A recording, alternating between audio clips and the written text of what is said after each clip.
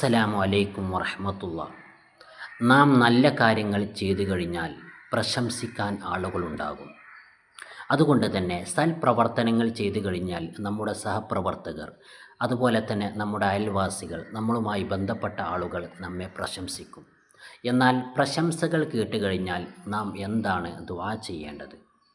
സ്വഹാബാക്കളെ മറ്റുള്ളവർ പ്രശംസിച്ചു കഴിഞ്ഞാൽ മഹത്തുക്കളായ സ്വഹാബാ കിറാം റളിയല്ലാഹു അൻഹും അവർ പ്രാർത്ഥിക്കാറുള്ള ഒരു പ്രാർത്ഥനയാണ് ഇവിടെ പറയുന്നത്.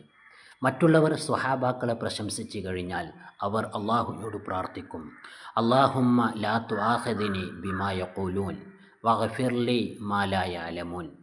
അള്ളാഹുവെ, അവർ പറയുന്നതിന് നീ എന്നെ ശിക്ഷിക്കരുതേ, അവരറിയാത്തത് എനിക്ക് നീ പുറത്തു തരണമേ.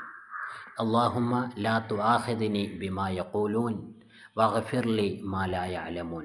അതുകൊണ്ട് തന്നെ പ്രശംസകൾ കേട്ടുകഴിഞ്ഞാൽ ഈ ദുആയാണ് പ്രാർത്ഥിക്കേണ്ടത്. അസ്സലാമു അലൈക്കും.